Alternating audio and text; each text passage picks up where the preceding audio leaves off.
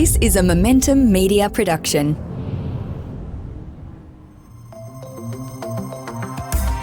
Welcome to the Smart Property Investment Show, the podcast by investors for investors.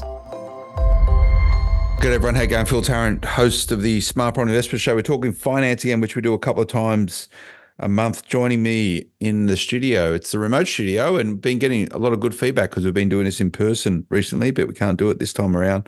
Eva Loisance from Finni Mortgages, finni.com.au. Eva, how you going?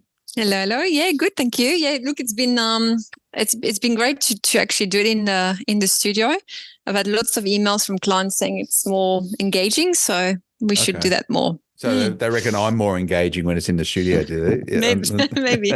I'm sure they say you're good. They get rid of that Phil Tarrant bloke. He doesn't know what he's talking about. So no, it's good. Yeah, sorry we couldn't do it this time. I've not available this Thursday. So we're doing this over Zoom, which is the way it used to be done. But my preference is to do it in the studio. So we'll do more of that moving forward. Now, Eva, we're at a sort of point in time in the cycle where, again, everyone's talking about, we're recording this at the start of July, the potential for interest rate hikes again because of inflation. Inflation being, sticky, and one of the tools they're trying to use to combat it is to keep pushing up interest rates. Maybe there is some other ways that they can fight it rather than just hitting mortgage holders, which is a third of all people with property. But we won't go into that today. But what it means is that there's a lot of people concerned around serviceability of their loans. Any further interest rate increases will impact people's serviceability and have a consequence in potentially the ability to hold finance. But irrespective of that, where interest rates are right now, a lot of borrowers are tapped out of the market because of the buffers put on serviceability, where no more money to borrow because your serviceability doesn't offer that. There are ways to mitigate that around different sort of structures like trusts, etc. But from what I understand from you and your team, you're getting a lot more interest around SMSF lending because this is an area where people are actually able to continue investing in property because it doesn't have the same limiters as what it would be outside of super. So I want to have a chat around that today. Are you really seeing a real increase in this? And is that for the reasons I've outlined, or is there other things going on? Exactly. So I get also a lot of questions about the new tax rates and how that's actually going to help people. So technically it is. People are getting taxed less, so they're getting more money in their pocket. So technically should be able to borrow more. But what the bank have done in the same time is, well, if you get more money, you're supposed to spend that money. So they've actually upped the HEMS, which is the household income measurement. So if you used to spend $5,000 a month, now they're thinking you're spending $5,200. So the tax cut actually doesn't help at all to borrow more money, or very little. That's really interesting point. So we all know that those interest rate tax cuts come in on the 1st of July. And I sit there and I look at it, and I can't remember exactly the numbers. You're on like 150 grand a year, get about another 3.5 grand. I think maybe I'm butchering those numbers thereabouts. 200 grand is about 4 and a bit. And I sit there going, does it really make that much difference to borrowing capability? Look, yes, there's a number of thousands of dollars, but the banks, so you're just saying the banks just go, yeah, people got to suspend it, so it doesn't matter. No, pretty much. That's pretty much what I'm saying. But the good news is, from 1st of July, your super contribution have gone up, and the maximum super you can put into your SMSF, if that's what you're looking to do, is $30,000 a year now. And that's where the big difference is actually happening. And that's why we're getting a very big increase in SMSF lending. It's something everyone should consider. It's quite a lot easier than people think. Yeah, okay. So just on this tax cut stuff, while we're talking about it, how many people are sitting there and the difference between getting a home loan and not getting a home loan is $4,000 of additional income? Does it really move the needle? Does it matter that much? Maybe I have a bit of a disconnect. Yeah. Look, sometimes it's a matter of $200 a month or something. So it can make the difference. The issue is, even though you might get $2,500 more a year, the bank is saying, well, you're going to spend $3,000 worth of that anyway. So at the end, we're back to square one. It doesn't actually help. So how many people are redlining? Like, yeah, no, you can't have the loan because of $200 difference a month. Like, if that was that tight, I go, that's a bit too tight. Maybe you shouldn't be borrowing money. Would be my view. But that is assuming there's buffers put in place by the. Yeah, that's right. There's so many buffers. Technically, they're probably $1,000 in the green, but with all the buffers, it's showing minus 200. So, Okay. All right. Well, maybe a discussion for another time. Now, let's talk about SMSF. We'll just go to a break. Stay with us, everyone. Back in a moment. Welcome back. Phil Tarrant, Smart Property Investment, having a chat with Eva over at Finni Mortgages, finni.com.au. Becoming a famous finance person in real estate, Eva. All these people now sort of dialing in, sharing your insights and views. It's great that you're able to help people educate themselves around finance, and better financial literacy obviously means you can get better outcomes for them on the mortgage front. So we're talking about SMSFs. Now, if you don't have a self-managed super fund, essentially it is, rather than having a retail or an industry fund that your employer will pay into, essentially you manage your own superannuation based on those concessional contributions that you make or your employer makes for you, or if you're self-employed that you should be making on your behalf. There is requirements and oversight and administration connected in with running your own super fund. I want to get to some of the myths around it and potentially debunk them. But what I do know is if you're going to start investing inside your super fund, you need good advisors around you, including, I would say, a good accountant. So I'd probably start with them before you start thinking about whether or not it's right for you from a property investing point of view. That said, if you haven't been making the maximum contributions, not advice by any way, speak to your accountant. If you haven't been making the maximum contributions, you can actually go back 1 or 2 years, I believe, to top it up. And there's nothing that says that you can't pay the maximum super contribution to the cap on the 1st of July for the whole year, pay it forward to fill up your super fund so you can potentially start investing early. So just put that aside, speak to your accountant about all those things if you are looking to invest in super and try to beef up that balance as much as possible so you can invest. But Eva, let's just debunk a couple of myths. Investing in super for the purchase of resi and also commercial property, but resi property, you need 70% LVR, fact or fiction? Fiction. So it used to be that when the big four were actually the only player in the game. That's what we used to see, 70% maximum LVR. So you needed 30% deposit plus cost. So that was a lot. So it seemed that it was too hard for most people to get in, or they would get in very late in life. But that's not true. We can go there with many lenders up to 80%, and some of them actually 90%. Okay, that's for super. So you go up to 90% LVR with some lenders, and there's more lenders in the market now than what there was. Yeah, that's 5-6 years ago, because and rates were super high. Yes, so they're still higher than your basic residential mortgage. So they're still in the 7 to 8%, sometimes more depending on LVR. But it's getting a bit more competitive, and we see price coming down a bit. But yes, I wish accountants would actually listen to this and know we can go up to 80 and 90%, because often the knowledge is passed down from the accountants, who sometimes don't know what's happening in the lending space. Yeah, and that's why accountants need to be dialed into a good broker to help their clients. There's a hot tip for you. Now, another sort of potential myth, you need $200,000 in superannuation, so sitting in a retail or industry fund or some other vehicle in order to make it worthwhile to invest. Yeah, or you can start a SMSF. Fact or fiction? Fiction as well. So that's actually still applied by some of the financial planner we see, and they still believe people should have $200,000 to cover, buffers and I guess tick their own box of compliance. However, it's not needed. Absolutely not. You could start with 130K and buy a very cheap property somewhere. It's possible. Don't need 200. Okay, so there's no hard rule that says you need 200 grand. It's just this one of these. It's probably misinformation is probably what it is, where people just go, well, it's been that number for probably 10 years. When I started looking at self-managed super, it's always been 200 grand. Like, you need 200 grand. Yes, correct. And I think, to be honest, it's probably a good number to work with, to think, okay, I'll have enough buffer if something goes wrong or whatever it is.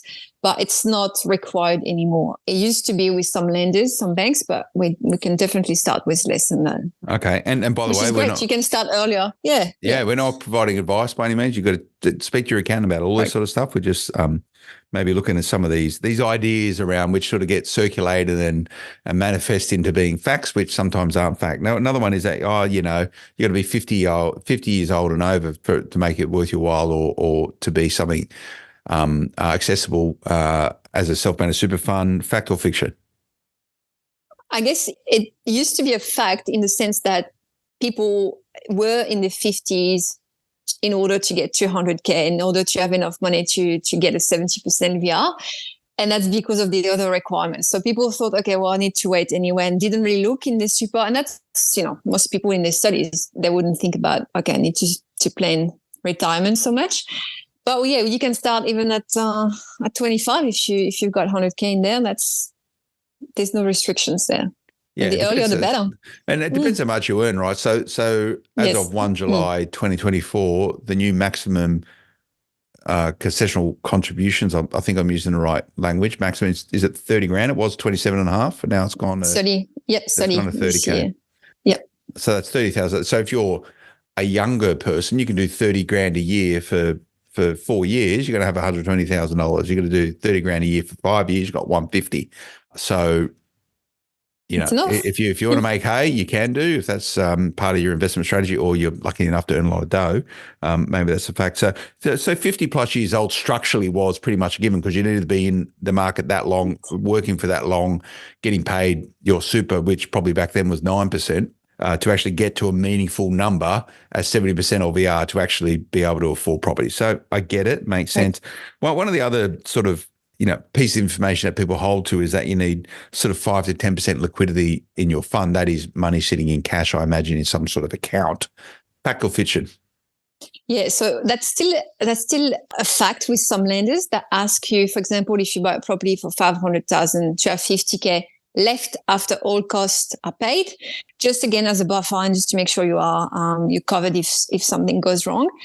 And financial planners and accountants would want you to have that. However, with some lenders, if you have $1 left afterwards, that's enough. And is that at that moment in time, or is it for as long as you have the debt? So they want it at the settlement time. At the settlement time, you got another 50 grand. And look, it's important. And when you get your super fund audited, they'll do a statement of advice and all. So and you sit there and you get all the paperwork and go, oh my God, this is a huge amount of paperwork. But you don't have to do it yourself. You pay someone to do it. Normally your accountant will have a connectivity with some sort of SMSF auditor external to them, or maybe connected but a separate company. They will do all this work for you, and there'll be the recommendations of advice around it that will say, here is the liquidity position you should have, right? And as long as you stay consistent to that advice, it means your fund remains compliant. But again, you might have, a level of risk averse. What you need to remember with your super fund, if you're paying regular contributions into it at a monthly level or a quarterly level, the requirements are quarterly, but you can do it monthly as well. That means you're feeding it with income. Where you're feeding it with dollars into the bank, which will help support your liquidity position over time, as well as any positive contributions as a part of your investment. So it's a personal thing. I like to have a few bucks sitting around in my super fund just in case. I've got commercial property in my super fund, long-term tenants. It's pretty predictable. So, but if you're maybe investing in resi property inside of your super fund and you've got a transient tenant base, and you may be periods of time where you don't have tenants in, maybe you want to have some cash in there to cover those times. So get the advice around it and have a personal attitude that you're happy with the stance towards risk on it. Is this another sort of myth here, this 2 years contribution? Tell me about that, Eva. Yeah, so that used to be quite tricky for self-employed people who don't have to make super contribution to their fund if you don't want to. So we ended up often with one person in the couple being PAYG, having contribution, and then the self-employed person being self-employed doesn't really care about it or doesn't really think about it and didn't make any contribution in the past 2 years before they actually applied for the loan. So that was quite tricky, because even if they wanted to make contribution now to catch up, the bank would say, well, I'm looking at what happened in the last 2 years. So a lot of self-employed were sort of knocked back from that. Now, the good thing, it's just, opening up now in the last 2 to 3 months, we can look at future contribution and what self-employed people will commit to contribute in the future, which changes everything. I didn't know that. It's almost like a low doc. Yeah, it's like a low doc self-employed, pretty much. Yeah. I haven't done it very well in the past, but I promise to do better in the future. Is that pretty much it? How do they keep you connected with that? Like if you don't make those contributions, they're not going to take the loan away from you. They're not going to check, but they're basically checking that in your day-to-day income and expenses that you have the potential to make those contributions. Yeah. And if you don't, well, really, it's your problem. Yeah, it's your responsibility, Well, and you found probably would struggle without that anyway. So yeah, by law, if you earn an income, if you earn a wage, if you're self-employed, you will pay yourself in some way, and however you choose to pay yourself will be dependent on the nature and the structure of your business. But if you do claim when you do your personal tax return, income by way of salary, which a lot of self-employed people do, by law, you should be paying. In that case, yes. You should be paying a contribution to super fund. What I see the best investors do is that if that's the structure they have, whereas they might not pay, they might receive their income through dividends, it'd be a very different proposition. But if you do claim a salary when you do your personal tax return, there should be the associate or the complementing aspect of super. That's how I do it. I pay my super as a contribution every single month religiously at the end of the month. And what that shows the lender is that you don't get questions like this. They go, oh, look at this guy. He's got a perfect record of paying his super for the last umpteen number of years. He's obviously going to continue to do that in the future. It just removes a lot of the headaches around loan application. Correct. Everyone doesn't seem that way. How many people from what you see are that compliant? Like who have self-employed, that's the last thing they do is pay super. Really? The first thing on their mind is to pay less tax, and then super I don't even think it comes to the mind until they realize that investing into SMSF can be an option, and then realizing they have to delay that for 2 years now it was quite tricky, but that's not the case anymore, and that's changed very recently. So it's a big door opening for them. Irrespective, though, is that if you haven't been paying your super and you're self-employed and you have been declaring an income, like if you get audited, they're going to say you haven't been paying super. That's a problem. But you can fix this, right? Like the tax office is happy if you go, I haven't done this well, I'm going to fix it, speak to your accountant, get it fixed. And by doing that also, you can, I think you can go back 2 years by memory for if you haven't made maximum contributions. I think even more, actually. Is it? I'm not a SMSF expert, so again, speak to your accountant. But if you haven't been doing it, get it fixed now, because in a year's time or 2 years' time, if you want to start thinking about investing in your super, number one, if you've been doing this, you're going to have money in your super fund. Secondly, you're going to show to the bank that you're a good, diligent operator, and therefore they're going to have a lot more comfort lending you money. And that might be the difference of whether or not they'd be happy, I don't know, either giving you 80 or 90% LVR, right? Yeah, that's exactly right. And two, if you did, you'll have more choice into what lender you can go to, and obviously getting better rates. So here we're talking about the low doc of SMSF, but it's better than nothing, because a few months ago we had no options for them. Yeah. So if you don't need to use a low doc, you're better off doing it that way. So try and be as compliant as possible. And this idea also that SMSFs are difficult to navigate, Eva, I sort of spoke to that. But if you're organised, they're not that difficult. No, not that difficult. I think it's a matter of getting the right team around you, make sure that people are doing what they need to be done. And then really the client should just be liaising with everybody to make sure the information is passed from one person to the other, but really it's not that complicated. As long as your rent and your super contribution pay for the mortgage, we should be fine. Yeah, okay. So you spoke about change in attitudes towards lenders in this. We'll get into that. We'll just go to another break. Stay with us, back in a moment.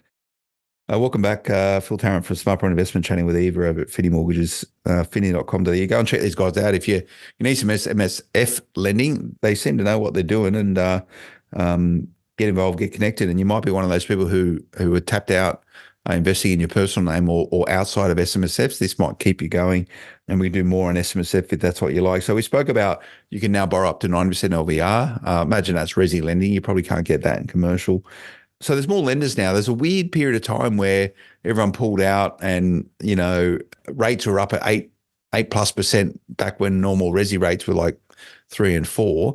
What's bringing lenders back into SMSFs? I think it's exactly what we mentioned earlier, is that there's more and more people interested in doing it because they have no other way of investing anymore. So it's the popular demand from clients. I think that's what's happened. Opportunity to make good business there. And that's what banks do, right? That's where people's appetite and attitude is. They're going to go in there, and hopefully we drive some competition in this space. There's always this question: is an SMSF more risky than a non-SMSF loan, and therefore that will be a pricing disparity? But you speak to a lot of people and they go, well, it's there's so much compliance around SMSF lending and SMSFs that, is it more risky? I don't know. Maybe they should be cheaper. Who knows? Imagine if someone come out with a cheaper rate SMSF than non-SMSF lending. They'd probably drive a lot of business. Let's watch this space. Yes. But commercial inside of SMSF is probably considerably easier as well than doing outside of SMSF. Yes, correct. So that's also a big something we see that with a big influx lately. We can go up to 75% for those, and the rates are a little bit higher, but not crazy. So it's definitely popular, especially for people buying commercial property to run their business out of. Yeah. Yeah, and that's always been traditionally why a lot of people set up SMSFs, because they'll go, I want to buy the premises that I operate my business from and rent it back. Okay, still a decent strategy. But, to be fair, you got to put it into sense. If you want to buy $1 million commercial asset or even a resi asset, but it's a commercial, at 70%, you need 300 grand in cash plus stamp duty, plus all the legals, plus if you use a buyer's agent, that fee. So it means that you need to have a pretty established SMSF in order to have that sort of capital inside of it. So again, to the point, you're probably not in your 20s doing that because you just haven't had the time to raise that sort of dough unless you've deliberately accelerated it as an investment. So, you sort of flippantly talk about, you get a commercial, it's actually requires quite a lot of work, time and energy and effort to actually get that balance up. Even at $30,000 in maximum contribution, two people into the fund, that's 60 grand a year.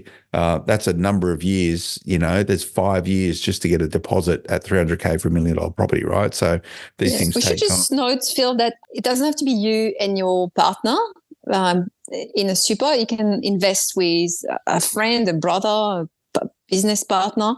So in that sense, you can, depending, especially if it's for business loan, you can partner up with a few people and get there quicker that way. Yeah. Can you only have one SMSF? That's a strange question. I think you can have a few. Yeah. To check. Mm. A lot of families set up self-managed super funds where, the parents might start it, and then when the kids start working, they contribute into it and it becomes a pooled family asset. Like you're a fund manager largely, if income coming in and you're making investment decisions. And that, whether that's right for you, maybe check it out. Again, speak to your accountant. But sort of these myths that are probably somewhat true. They're more expensive to operate than a industry or retail fund, SMSF. They're costly. Yeah, as we said, the rates are higher. There's fees. You need obviously another set of tax return. You need your tax return to be audited. So that's more cost for everything.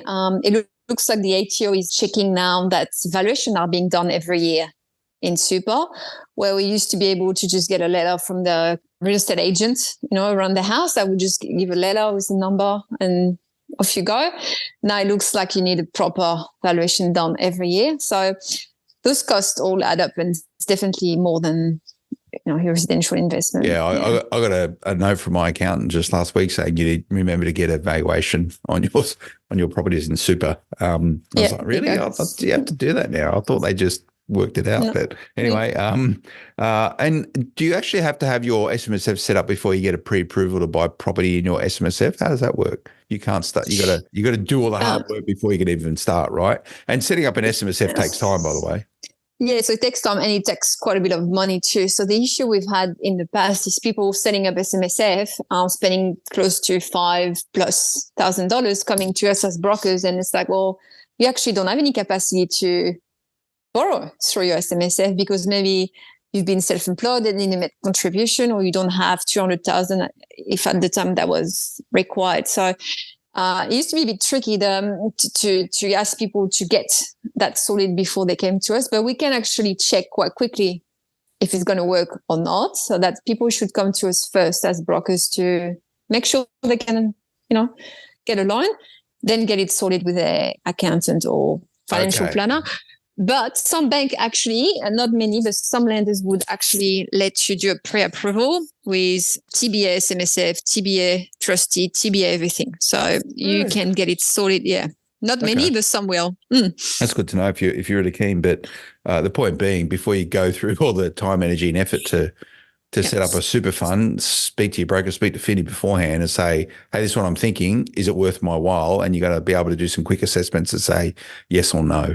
We can check that very quickly. That's a 10 minutes over the phone, we can tell somebody, yes, it works or it doesn't. Okay. Well, as a call to action, then, if you're thinking about this, give these guys a call, because it needs to start somewhere. If you're going, okay, I want to keep investing in property, and therefore the only way it's available to me is through my SMSF, speak to your broker first and get that sorted out. Sort of final question here is that there's a lot more paperwork when you're lending in a SMSF than what there would be outside of SMSF in terms of securing a home loan.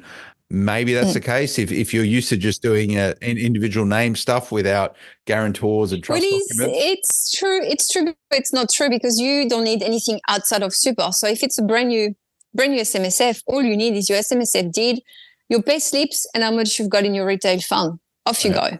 It's a lot less than if you had, 3 properties outside of super, and we get the rental and the loans and how much you spend on coffees every month and blah, blah, blah, blah, blah. So it's becoming very heavy outside of super. If you've got a brand new SMSF, it's actually pretty easy, pretty quick. From what I understand, for each specific property you buy inside of your self-managed super fund, you need another sort of trust. That was a bear trust or something or other for each property. So again, there's a bit of paperwork around it. There's a bit of paperwork, but it's not for the client to actually do it. So and it's 2 deeds, 2 trustee. It's manageable. Yeah. Okay. All right. Well, very informative, Eva. So if you want to know about it, give you guys a call. Yes. What's the best way? How do you find you? I'm finni.com.au. It's very easy. You can put your details, name, number, and we'll organize a meeting. Yeah. So if you just say, I want to see whether or not I can, and I'm pretending to have a typewriter right now, I just want to work out whether or not it's worthwhile investing in a super fund, that would be enough by way of hey, I want to talk to you for that reason? Yeah, 100%. All we need to know is really how much you earn, how much super has been contributed, and how much is available in retail or industry fund. Okay, cool. All right, nice one, Eva. Thanks for your time. No, thank you. Okay, that's Eva from finni.com. That's finni.com.au. We'll get her back in the studio in person over coming weeks to talk more about finance. And big question is whether or not interest rates are going to go up again. Who knows? We can tackle that when we get there. Thanks for tuning in. We'll see you again next time. Until then, bye-bye. The information featured in this podcast is general in nature and does not take into consideration your financial situation or individual needs and should not be relied upon. Before making any investment, insurance, tax, property, or financial planning decision, you should consult a licensed professional who can advise whether your decision is appropriate for you. Guests appearing on this podcast may have a commercial relationship with the companies mentioned.